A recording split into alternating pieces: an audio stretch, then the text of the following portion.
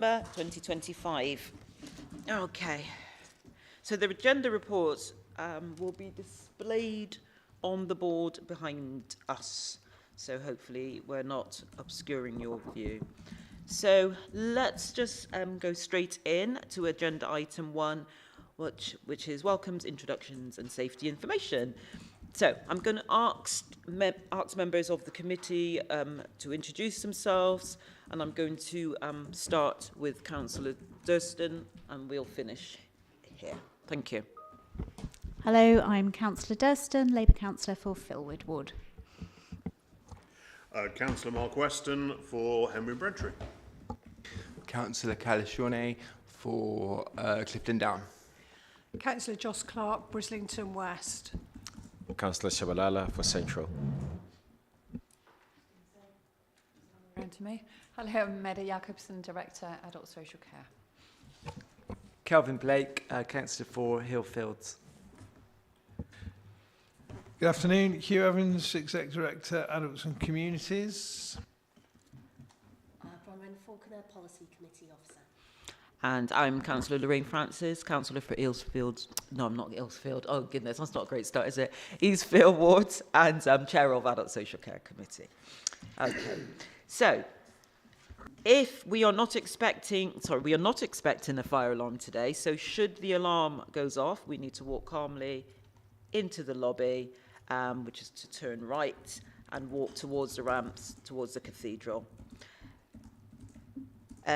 We will take a short break just at 3 o'clock, but I'm hopeful that we'll be done by then, right? So this is just two reports today, so we may actually finish before that. So, Bronwyn, did we have any apologies? Yes, apologies from Councillor Y and Councillor Macawi, and I believe Councillor Chabalala is acting as representative. Thank you very much. And I guess you said Councillor Martin is just running late. So, yeah, sorry, just for the record. So we are quorate, just to say, with 3 members, so we are good to go. Okay, so agenda item 3. Any declarations of interest? Anyone? Anything that anybody needs to declare? Nope. Thank you for that. Swiftly moving on to agenda item 4. Minutes of the previous meeting, which was held on the 20th of October, 2025. So, firstly, does any committee members have any suggestions or adjustments or anything that they want to raise? Anybody? Excellent. So we will confirm. Sorry, I'd just like to confirm that the minutes are correct. Okay, moving on to agenda item 5. I guess the positive agenda item for this section is to just point out that Adult Social Care directors and myself went to conference in Bournemouth over this week, and it was very interesting and thought-provoking, some of the issues that were raised there. It was children and adults conference. And I guess as we all would like to see, there was a big emphasis on prevention and making sure that we are listening to people drawing down on care's views and opinions. So those were the main things that came out of the conference. Okay. So the budget obviously is going to be is obviously taken shape, and what's the other key thing? I think that's probably it for now. Anybody want to, the director, anyone add anything? Okay. No. Fabulous. Okay. So that's my announcement. And can we just have one person talking at the same time? Oh, okay. Okay. Okay. Oh. I'll email you a PDF. So. Oh, okay. Sure. Okay. Thank you for clarifying that. Okay. I just want to congratulate the team for the award. I wonder whether or not the director could just tell us a bit about what they did to achieve it, and the sort of good work and who they're up against, and etc., etc. Just to provide a bit more Oh, is context. that about the housing? To the team? to that intervention team. Yeah, thanks. I'll probably defer to Meta if you're happy to do that. But it's the homelessness intervention team, the award-winning homelessness intervention team. So I'll pass you. Are you happy to do that, Meta? Yes, so just by way of clarification, I think this belongs to the minutes of the previous meeting. So these were not You mentioned announcements it. from today, obviously. That was relating to the announcement made in the previous meeting. So the Homeless Intervention Service pretty much does as it says on the tin. They support people with unstable housing situation, people with multiple disadvantage, which means usually very complex needs derived from various different things in their social and health situation.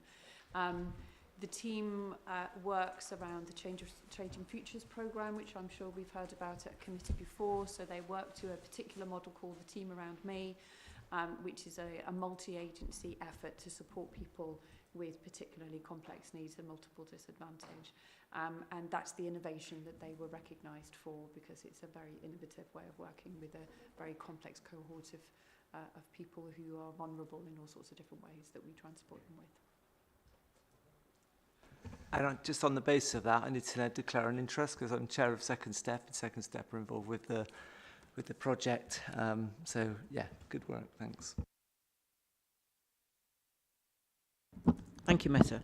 Okay, so let's move on to agenda item number 7, which is the AS Adult Social Care, beg your pardon, sorry, I forgot to, apologies everybody, we do have a member of the public, yay, sorry.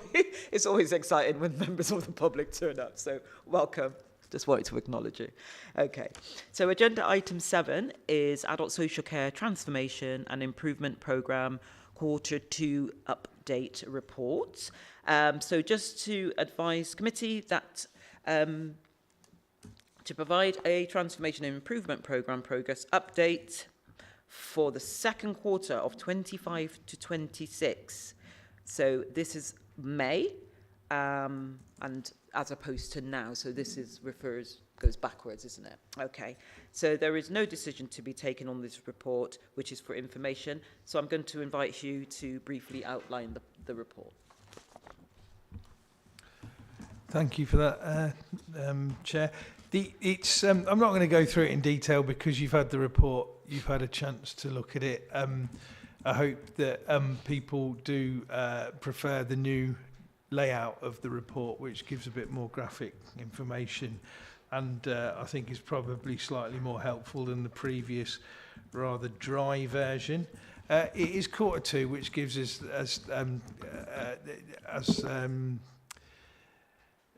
Councillor Francis said, gives us the period between July, August and September. So it isn't quite contemporary. There are some updates that we can provide more recently if they help people. But I think probably it does give you a snapshot at a moment in time. It's not ideal that it takes this period. It almost takes another whole quarter to get the report to the to the committee, which I know isn't helpful. But that's just the way that it works with the process in regard to the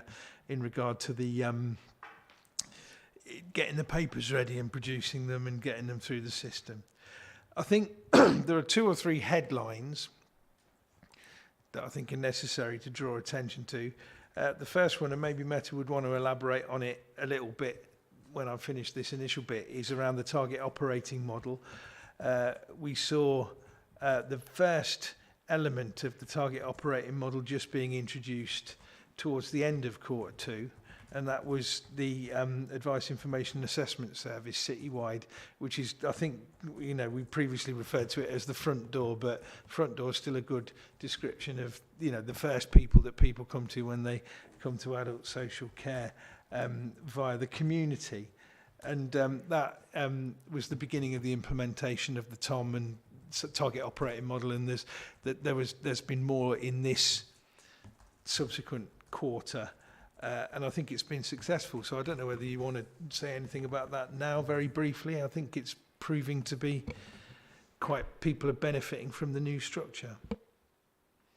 Yes, happy to. So it is, as Hugh said, it is actually part of a 2-year piece of work, which started with the development of the Vision for Adult Social Care, which you may remember we launched that year and a half ago now, I think. So it started with that, but the piece of work that Hugh was referring to there is the culmination of some of that work, which has meant a change to, I can't think of a better word than customer pathway, although I don't particularly like the word, but the way that we welcome people who come to the attention of adult social care, and the way that we work with people, focused on only telling your story once, everyone coming through the same front door, as Hugh says, which means that we have what we professionally we might call less handoffs. In other words, the experience that the individual will have is of waiting for a shorter time and less times overall, so that we should be seeing people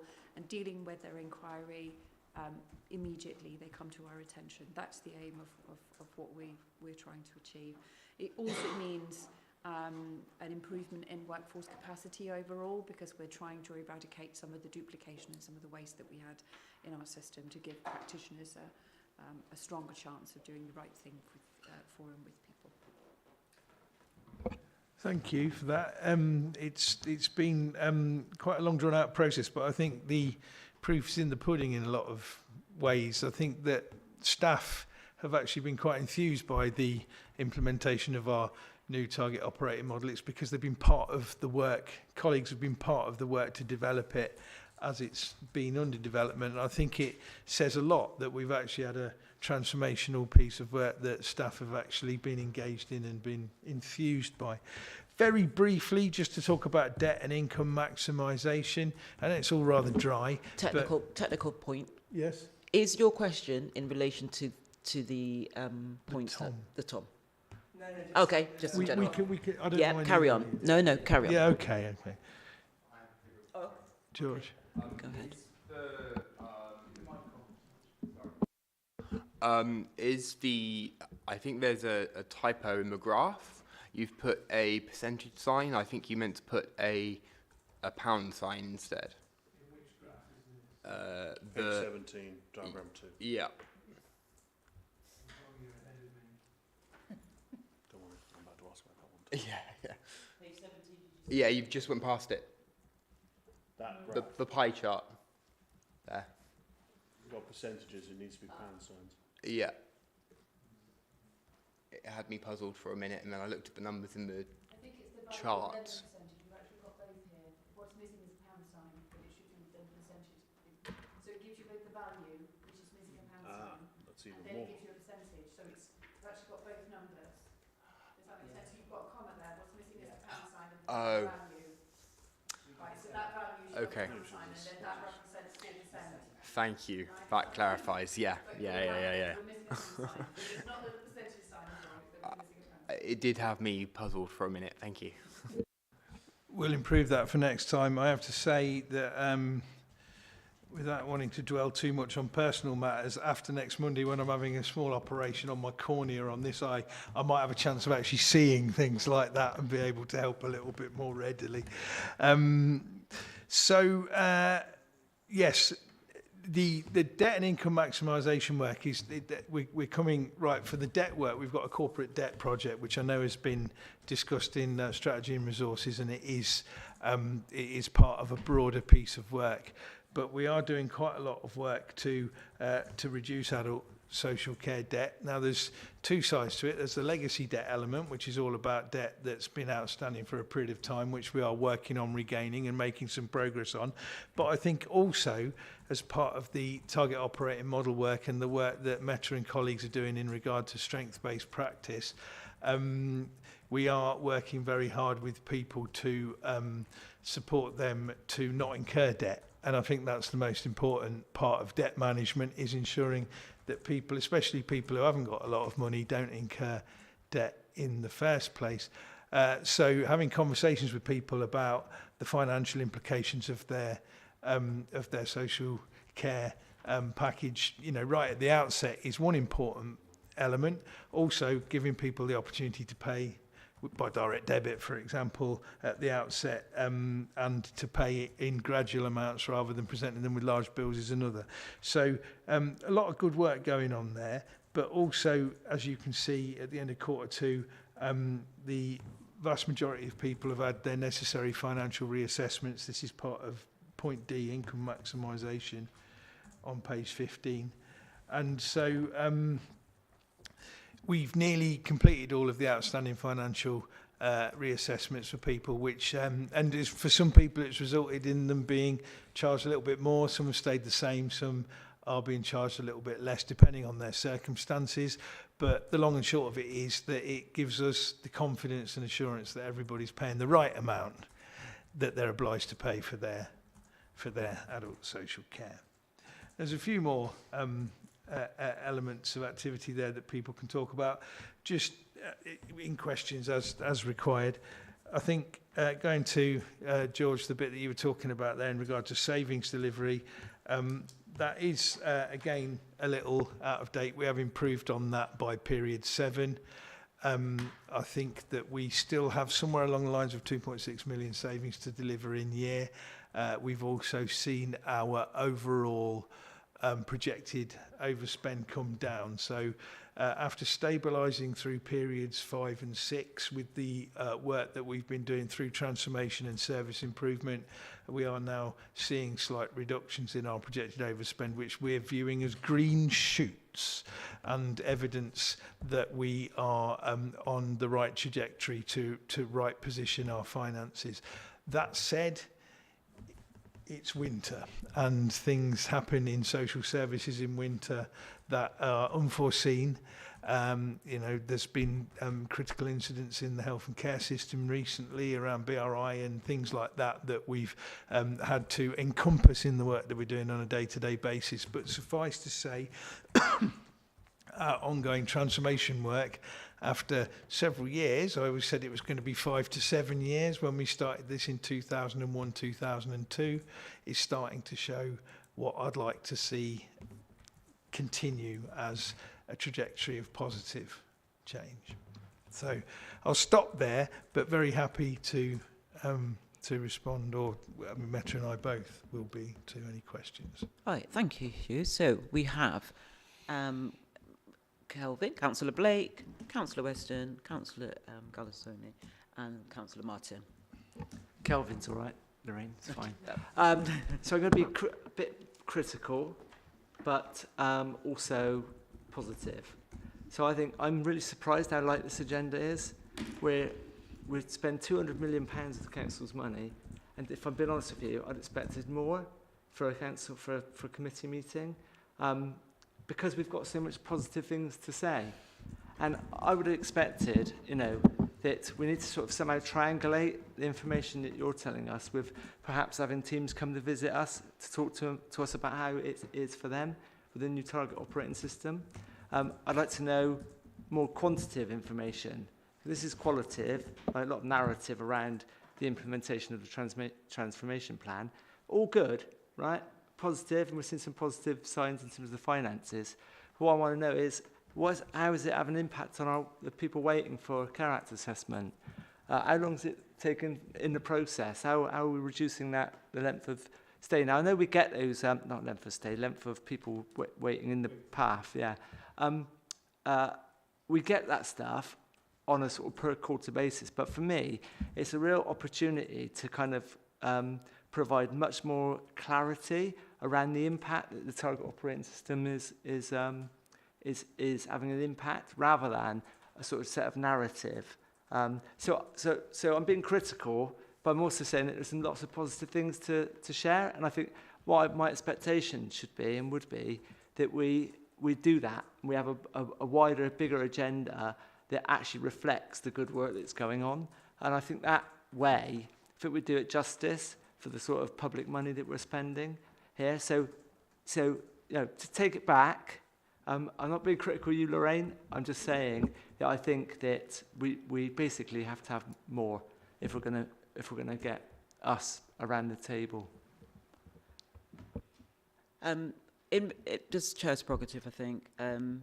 I just want to say that there is I just want it to be said for the record, what's happening within adult social care and spend is not a negative, it shouldn't be considered negatively in regards to our budget, because there is enough negative about budgets as it stands in the media and what's currently happening today on the Rachel Reeves budget at the moment. So I just wanted to say that there is something very different about whether you feel personally that the report lacks enough detail, and that point is taken. Thank you, Councillor Blake.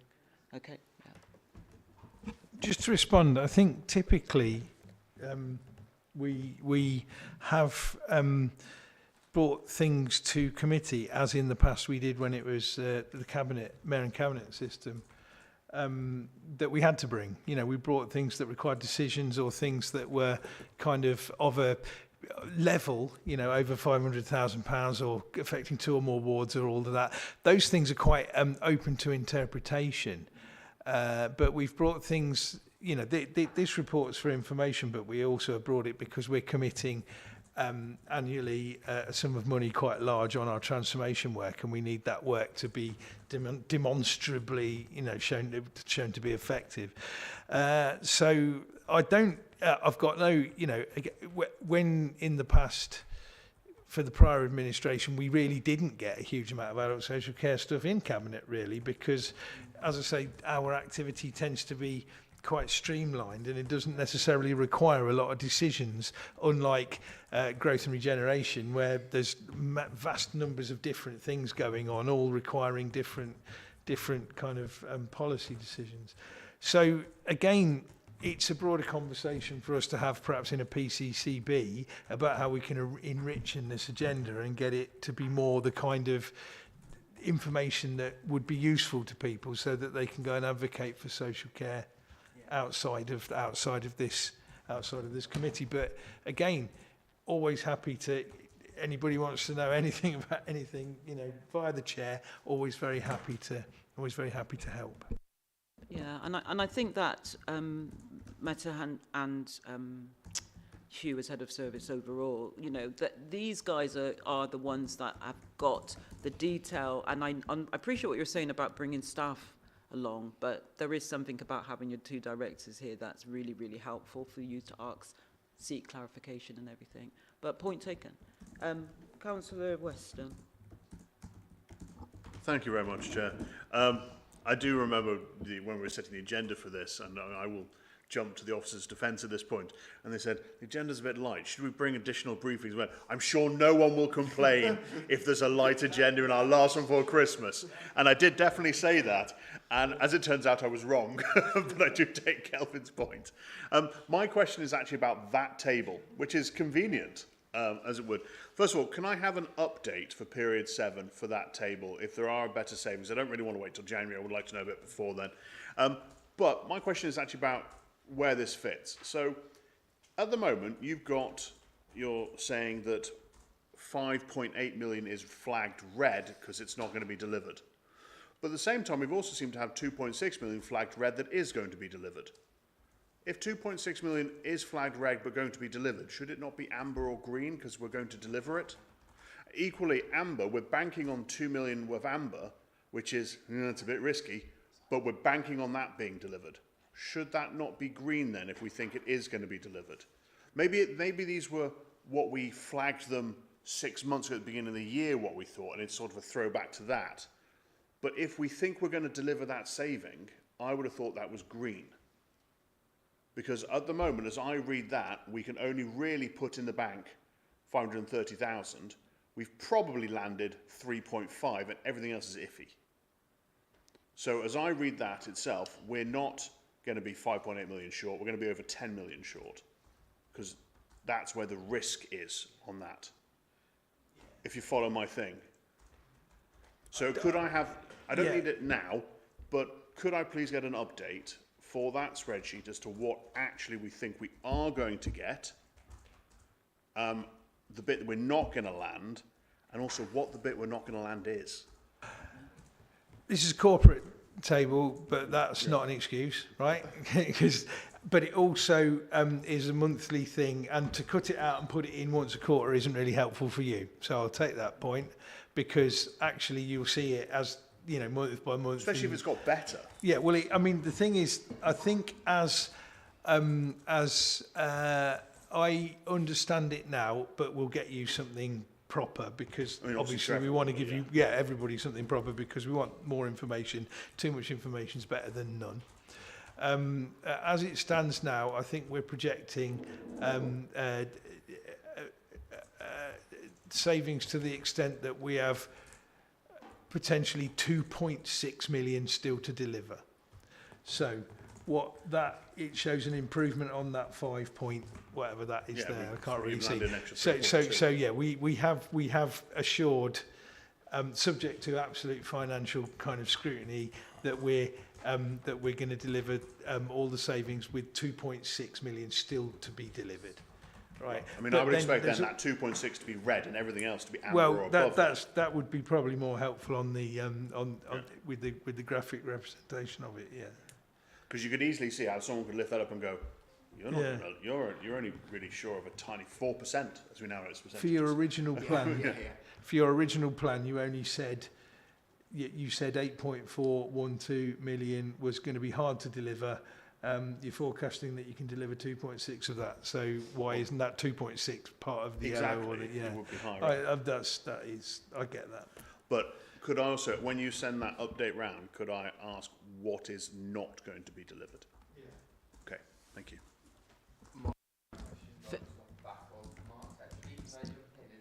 No, you're not allowed to jump in. No, you can. I just wanted to say good questions, Councillor Weston. Off you go. Thank you. So you have actually now slightly confused me, Hugh. I was under the impression that the 2.6 million in the forecast in red is what has or is what is going to be delivered, not is what the, and then the 5.8 is what we're not going to deliver. Yes. So you've got it the other way around. No, I see how that's happened, and I'm sorry about that. So basically, we at the beginning of the year planned about 14.5 million.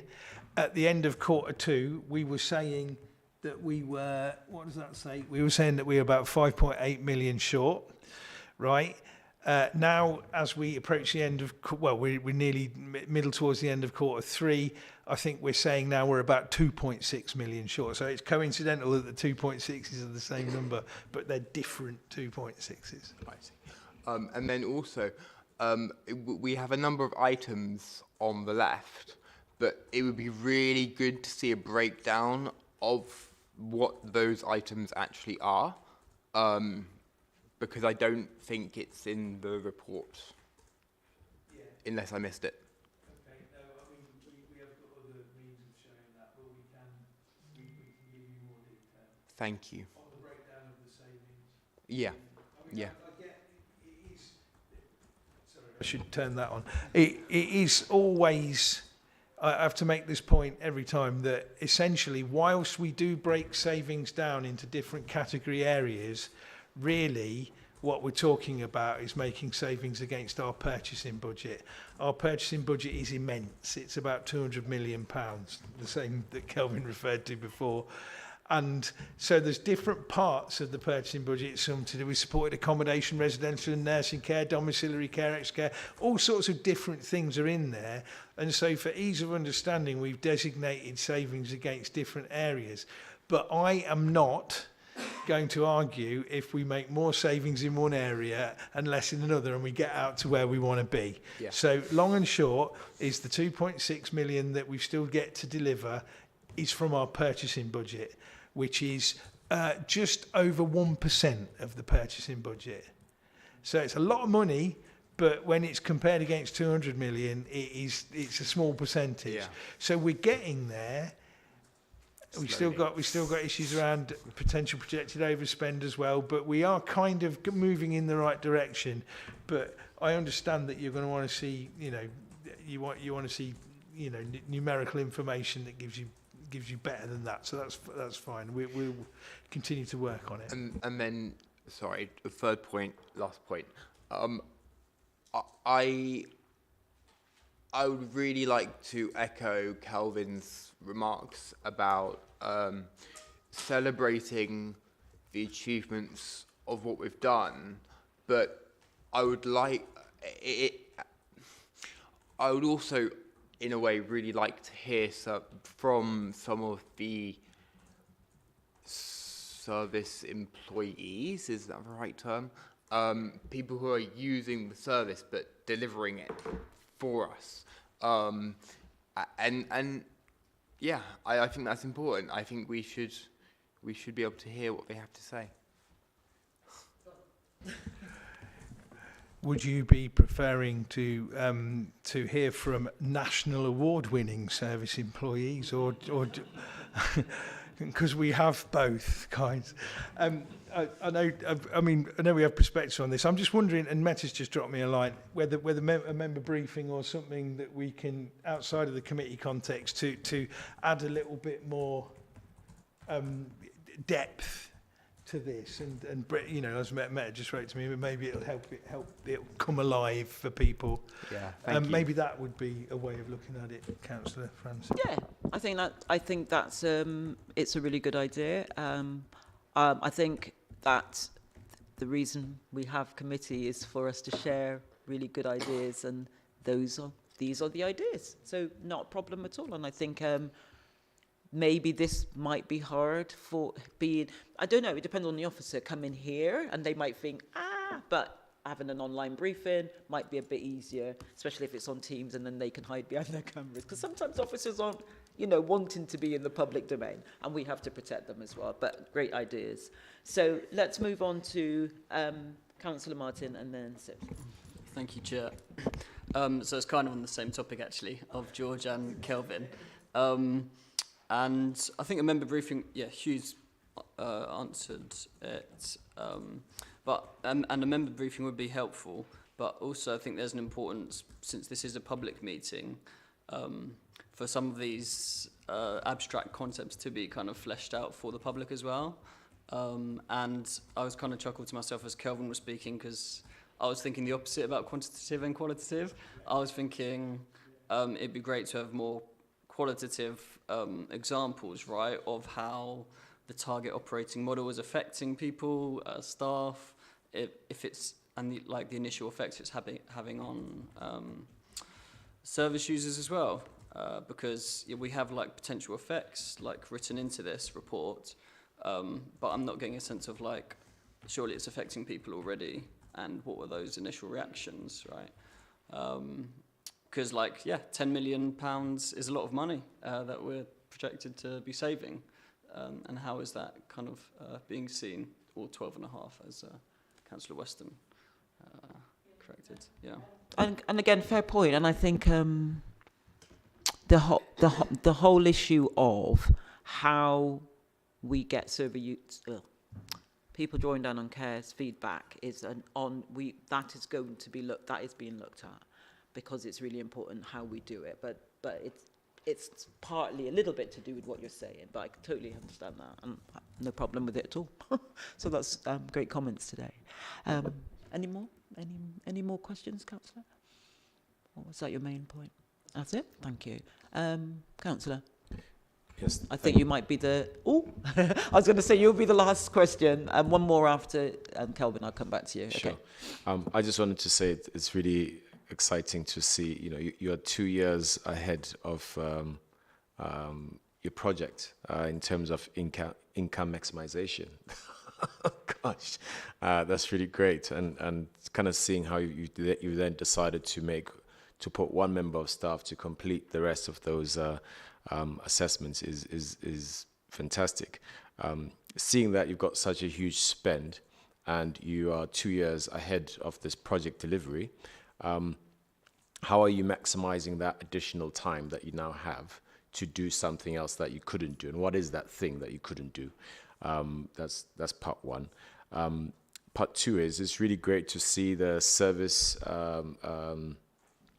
correlating together in terms of housing. So the specialist supported housing scheme, I think that is really, really useful to see how different services are kind of coming together. Just some context in terms of how are you finding that whole approach of working with housing? How are you finding the whole nominations working? Is it bearing fruits? And what would you like to kind of see change so that you can progress your support towards the people that need that service? But it's really, really fantastic to see. Go first, Meta or Hugh? I was just going to say for the 2 years bit, and I'm assuming that's in because I said it's 5 to 7 years for transfer. Yeah, we've still got a long way to go, you know. So I'd like to say that we're making some progress, and we're starting to get the situation more towards where we need it to be. But we have a lot of work to do. We're right at the beginning of implementing a new target operating model. We've got quite a disjointed system when it comes to how we work with the NHS and other parts of the system. We've got quite significant presenting issues of demand. So we've still got loads of work to do, and we'll always have a lot of work to do until somebody offers us 20% uplift in our funding and you know, buffers all of the demand pressures and etc. So that's always going to be an issue, always more to do, and that's why we are in the process of trying to set up a kind of a more longer term service improvement function within our teams, so that our teams can work, you know, together to always be on top of the things we need to maintain, like looking after a very complex engine, you know, so that we can make sure all the parts of the engine are working as well as they can, and we're getting the most value for the resource that we're committing, you know, for the fuel we're using in the engine. In regard to housing, it's great. Some of this work is brilliant. We were at conference last week, as Lorraine said, and we had one meeting that was a fringe meeting, and next year I'm determined it's going to be a main meeting in the main arena. But you know, there was a national, there were a couple of senior national figures, Sir David Pearson, who was prior president of ADAS and is a senior advisor in MHCLG now. People coming and looking at the work that we and Cornwall are doing in regard to developing specialised supported accommodation and improving housing options for people with high level and complex needs. The work that we're doing in the council, I think, is going really well because, well, we've had the benefit of Exec Director Sonia Fairslund, who's been really positive influence coming in and supporting for a period of time on an interim basis. And she's really helped us to move the agenda forward. But also, I think it's, you know, in children's, in adults, and in housing itself, there are several really quite key requirements that we've had real difficulty meeting. For us, it's about people with complex needs, what we call multiple disadvantage, you know, the changing futures people, the homelessness, intervention service people, drug and alcohol issues, you know, people, maybe prison release people coming out of mental health, acute sector mental health beds, a lot of people with learning difficulties, a lot of people with neurodiversity, most people with mental ill health of one description or another, pretty much everybody with prior trauma. And in children's, there's real issues in regard to people who've been through care and are coming into adulthood, not disabled children, but people who are, you know, physically probably quite able, but they've had very difficult childhood and they've maybe been through care. And in housing, of course, we've got homeless people, we've got people who need temporary accommodation, and we've got people who are newly arrived in the city. So there's a lot of different reasons why all of us together as a council need to work together to sort out our housing offer, our accommodation offer, to meet the complex and diverse needs of the city. It's something a bit peculiar to cities. You know, I'm on a core cities group, and Sheffield, Leeds, Liverpool, Manchester, Birmingham have got similar issues. Plymouth and Swindon say they've got similar issues, but you don't get the same kind of issues in Dorset or Devon or places. These are city issues. But we are working really, and we're looking to be a unitary, so the housing and the social services is all part of the same council. Other councils are moving in that direction now. But loads to do, but again, some real positive work. And I'm aware that that was a right speech, so I'll stop now. Meta wants to say something really succinct. Okay, so Meta, then Calvin, and then we really do need to move on to item 2. Thank you. I just wanted to add that around specialist supported housing, there is now a really good pipeline coming on board.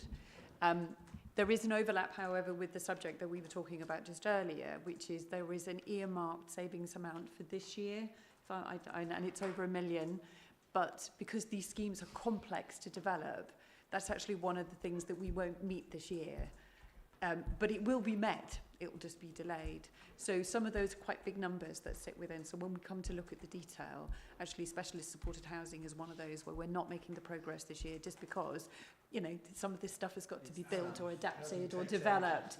It actually takes quite a lot to get that over the line. So one of the areas that we're not delivering the savings on this year is actually specialist supported housing, but that's for again in the following years. So it will be delivered. But so when you start to look at the detail under that, I hope that's helpful. Just, you know, because these demystifying some of these numbers.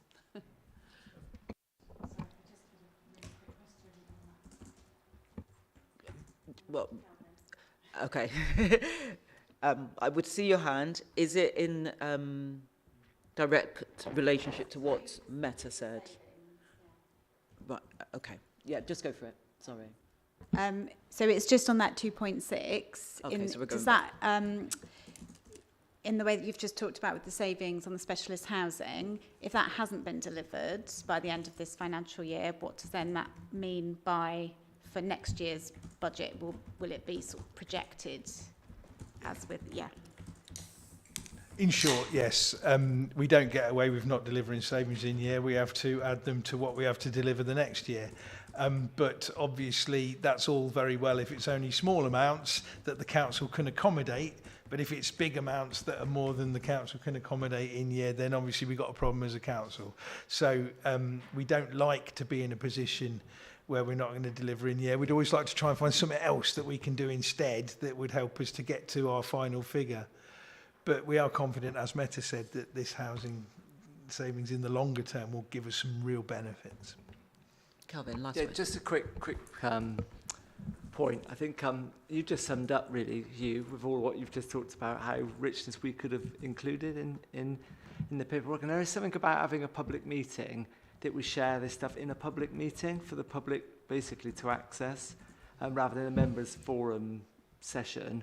I get that, and we need to kind of make a decision about that. But I think it's really important that as a committee we demonstrate the richness of what we're delivering.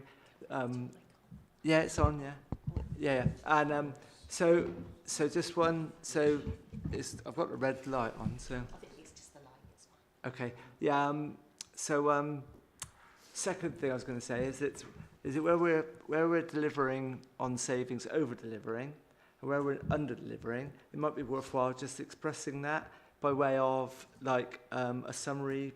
I know you can't go into every detail of where we're not delivering, but it'd be handy to say if it's a big program, it's not going to deliver, £1 million worth of savings, what that is in this paperwork, and where we're over-delivering, bringing like more savings because we're providing a better service. It might be worthwhile sharing with us that as well. Just top-level delivery, just to give us a flavour, I think, of where we are with the delivery. But I think there's so much stuff in this that's underlying this, that's so rich. Model of care, developing local services. There's so many fantastic things that we just need to share. Thanks.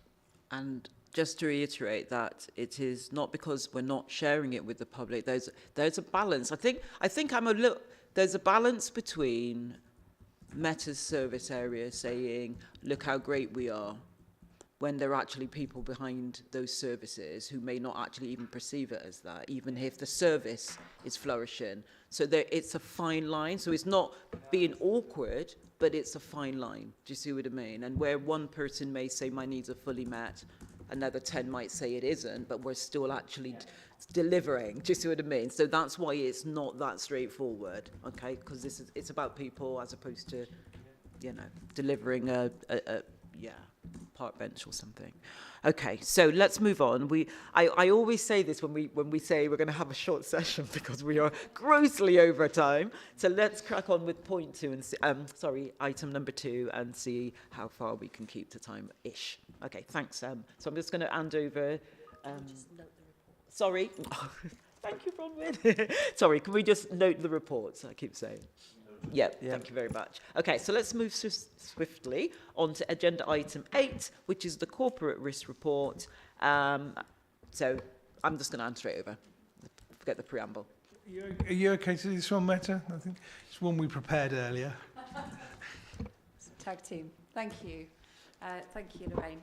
So I will take the report as read, but just by way of explanation, this is a subset of the corporate risk register. So you will understand that we've got a corporate risk register. We review it on a quarterly basis or more frequently if needed.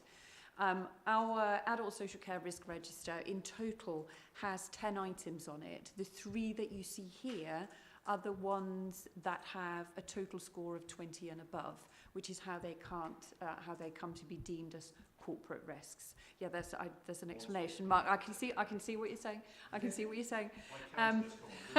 So the risk report here is at the end of Q2, so quarter 2, so end of September. That was the status of the items that were on the corporate risk register in the previous period. And there are 3 risks. So as I say, that's out of 10 risks that sit on our adult social care risk register altogether. These are the 3 that in the previous 2 quarters have made it over the score of 20, which makes it a corporate risk. So we have a very tight system of reviewing once a quarter, and we evaluate where we're at and what we know, our market intelligence and so on, and then we review the risks and either rate them up or down or the same, but we review our mitigation actions and our management efforts to try and mitigate or manage the risk. So the 3 that you've got here are in relation to safeguarding, it's in relation to financial stability or sustainability, and it's about care market failure risk. The reason why one of them is rated 15, me having just said that rating of 20 gets you over, it's because at the last review, we reduced it to 15. So in Q1 and Q2, they will have been sitting at 20.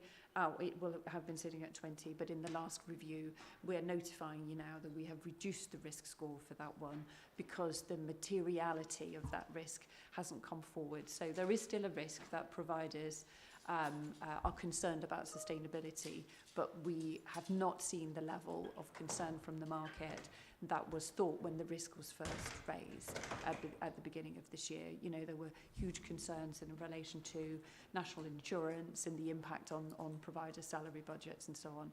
And the level of risk that we thought was going to be there has not materialised. Hence, we have subsequently reduced the risk. So that's why it sits there as a 15. Just going to check what else I was going to raise.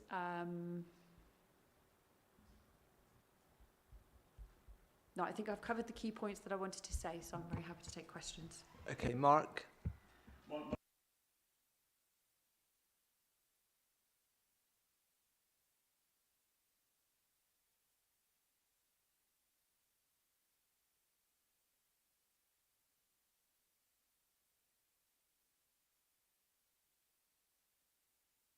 That's more what we're thinking, isn't it?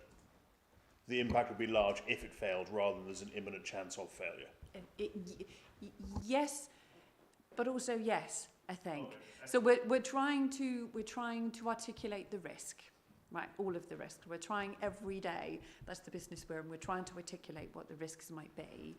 And when we do that, the way that we score them is both on probability and the likely impact should those risks come to pass. When you see the next report, you'll see that there are different ones in here because at the last review, we've also raised the risk level on one of them. So without wanting to jump the gun, one of our risks that has been sitting at below the corporate level is the risk of delayed discharge. It's a longer title than that, but effectively the risk of delayed discharge. What we've experienced in the last quarter is a very critical incident at Bristol Royal Infirmary, which has put pressures on the system that we actually couldn't have predicted. It was ward closures very, very quickly. So outside of our normal operational risk, there was a sudden incident. And so we have actually increased the likelihood of that one, which means when you get the next risk report, you'll see that that's actually gone up to a 21. So it's a very dynamic system all the time where we're trying to assess and use our intelligence to understand both the nature of the risk, but also the probability of it happening.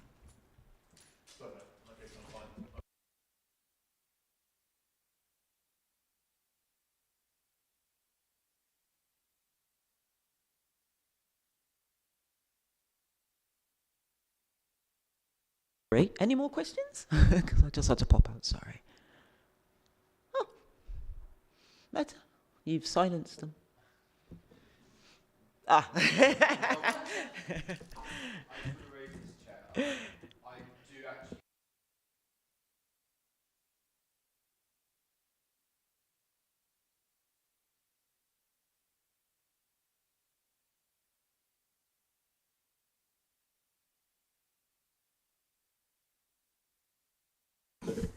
Thank you. Sorry, I know I keep on forgetting today.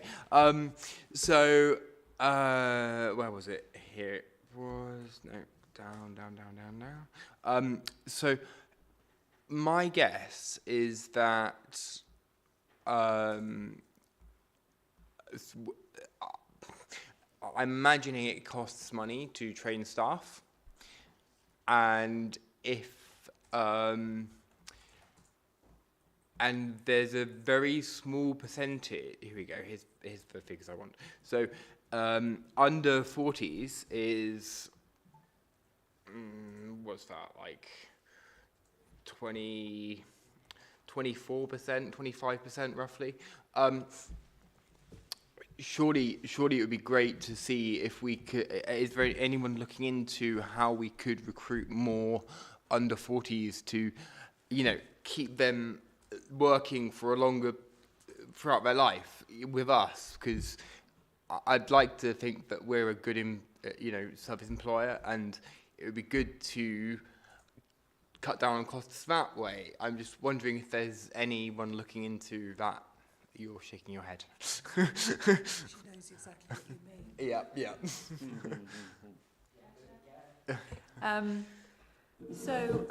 I can link that to both of our two previous reports. One of the risks that don't quite make the corporate level, but did 2 quarters ago, is actually workforce sufficiency. So we worry all the time about whether we've got the right people with the right skills and the right volume to deliver our services. And that's in all areas, but my particular areas are in the kind of social work, OT and care management wing, but also in our in-house provider services who deliver care to people on a daily basis. So we worry all the time about recruitment. We've reduced the risks a couple of quarters ago from 21 down to 15. Our turnover is 9% as a department. That's actually comparatively low. That's really, really good, actually.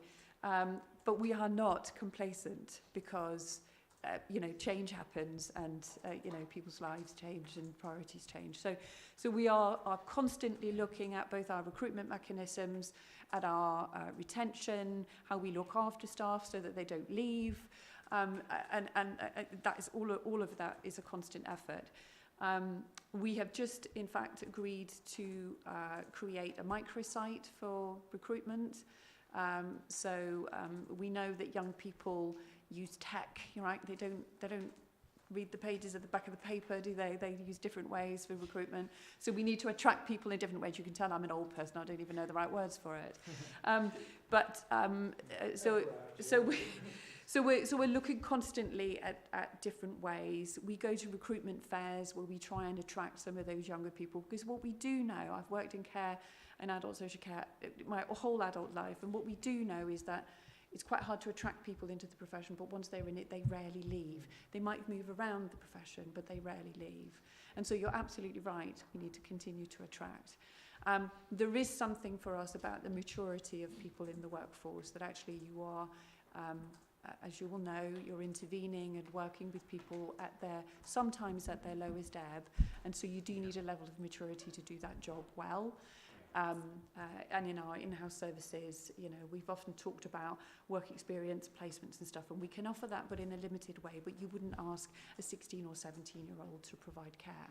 That wouldn't be appropriate. So we constantly, look for opportunities to do all of those things. We have a really strong career pathway. So we have many people in our workforce who've moved from being care workers, moved into the care management wing to become social care practitioners, so the people who do the assessment work and the individual work with people, who've then gone on to do an apprenticeship in social work and become professionally qualified or in occupational therapy. So we have a really good career pathway for people who come in at the entry point, but I agree with you, we need to constantly be looking at the entry point because actually that's the weakest bit. And we do exit interviews with everybody who will do them with us. So our principal social worker does an interview with every social worker who leaves the department, if they are willing, because obviously they have to consent to that. But so we do collect and we report in our quality assurance board on what we're learning through our exit interviews about people's experience.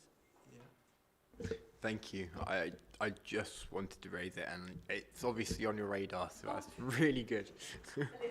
A little. Yep, and we had, again, at conference, a really good, interesting session with Social Work England, which we can talk about another time, but that was really good. So, fabulous. So, so just to note, there is no decision to be made on this report, and we've had our questions, unless there's any final questions. Okay, just ask committee to note the report, and I'd like to thank everybody for attending our and we actually came in on time, so perfect. Spot on. Excellent.